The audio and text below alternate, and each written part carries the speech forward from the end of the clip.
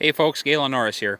I wanted to take this opportunity to speak to my fellow Minnesotans, but not just that, my fellow Americans. When are we going to wake up and realize that many of the actions that have been taken by our governments here lately regarding the COVID-19, they haven't really been forthcoming to us, especially Governor Walz here in Minnesota. You know, he doesn't really have any answers.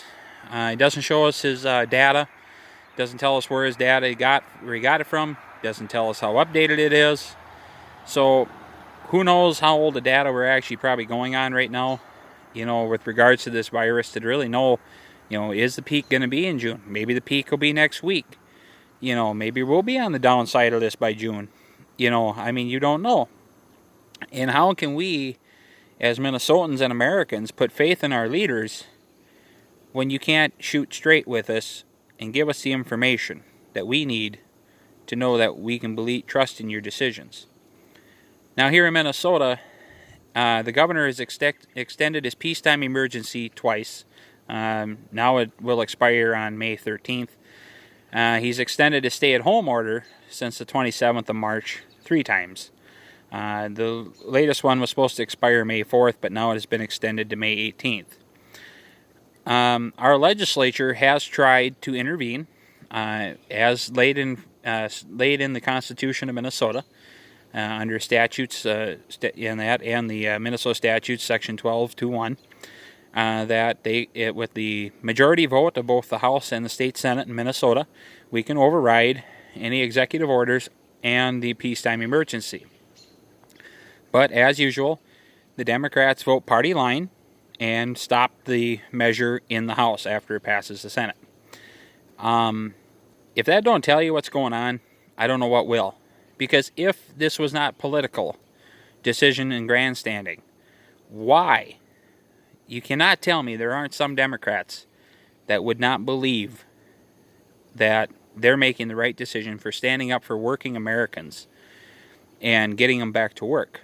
And at least bringing the governor, and we're not saying that the governor has to stop these, stay-at-homes, but bring him to the table and have him talk to the business people and citizens of the state, the people he works for, and bring him to the table and say, you have to include us, the legislature, in this decision-making so that we can go back to the people and get their feedback and come back to you, Governor, and provide the information you should use to make your decisions. Because we have to remember, this is not a one-sided equation. It's not just medical experts saying we have to do this, because there is economic ramifications on the other side that, if not tended to, will lead to a worse problem than the virus. Because we're going to see violent crime.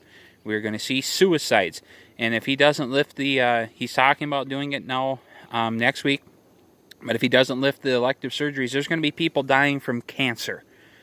Cancer, folks, because the governor shut the state down and deemed cancer treatments non-essential, even though it could be the lifesaver, especially for breast cancer. And he's talking about if we can save one life. Well, what if I'm a person that's dying of cancer and I don't have COVID-19? Is my life now nothing? Because that's what you're saying. And the other thing I want people to think about is this. We have willingly let government tell us, the American people, what to do. Now, at what point in the Constitution and in the founding of our country did our forefathers create this country to be for the government and by the government? No, it's for the people and by the will of the people. We, the people, vote these people into office. They are supposed to do our business for us.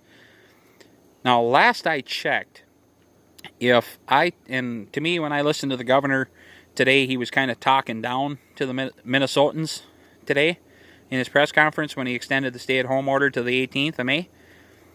But last I checked, if I talk down to a boss, I get fired. I mean, anybody that works for somebody would get fired for talking down to them. You know, because that's how it works. You're the boss. I listen. And if I don't do what you say, or if I talk back, I'm probably going to get ramifications. So the fact that we have let government come in, take control, and make decisions like this with the stay-at-home order, tell us to stay home, shutter our businesses, limit our ability to travel, at times in our state, because, up until recently, you couldn't go fishing really, you couldn't go hunting, couldn't go camping, couldn't go to a resort. Oh, you can't hang out with your family, you can't hang out with your friends. I'm in racing, can't go racing, can't go to the, because, well, we got a social distance. Well, Racetrack Re-Race, that's got 2 grandstands and a wide open tailgating area. So I don't think social distancing will be a problem. Not to mention race cars are pretty wide. So drivers ain't going to have to worry about it either. But the problem is, if we don't get everything going, suicides, violent crimes are all going to go up. People are going to go stir crazy and do things that they normally wouldn't do. And that's human nature. Human nature is, if we can't, if we're on a hard spot and there's no positive light at the end of the tunnel, and that we do things that we shouldn't, be it crime or suicide. And it's unfortunate. And you can have all the counseling in the world, but if it don't change your situation, it's going to come right back. And what we're also going to run into is with these decisions is now we're going to end up with the economic hardships that could last years if we don't get an economy back going. That's the big difference. Economies don't... A virus can be treated and gone, but an economic problem such as a shutdown and a depression or worse will take years to solve. And I don't think... And the reason why that scares me today is people today don't have the fortitude and the ability that we did back in the last Great Depression. Back then, everybody farmed, for the most part. If I went and helped a farmer, they would pay me back with a meal, or a pig, or something that I can do to feed my family, that's more valuable to me than money, because they didn't have money. But they gave something back for my services to help them. And we don't have that anymore. We have a lot of people that live in cities, urban areas. How is that going to work? They don't, most of them don't even know where food comes from. They look at a grocery store and go, well, that's where beef comes from. They don't realize it comes from a farm like mine. That's where the beef comes from. It's got to be raised before it gets to the store, but they don't, they just don't know that. They don't understand it. And that's furthermore what's, really scary about this situation this time, is for that reason. So I just want people to kind of start waking up a little more and realize, that the government, we don't work for the government. Government works for us.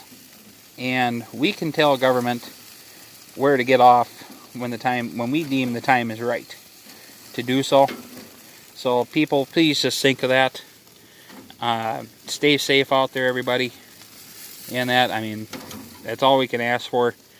But like I said, just please give that a thought about what government, is trying to do or has done, and what it could really mean in the future. So, y'all have a good night.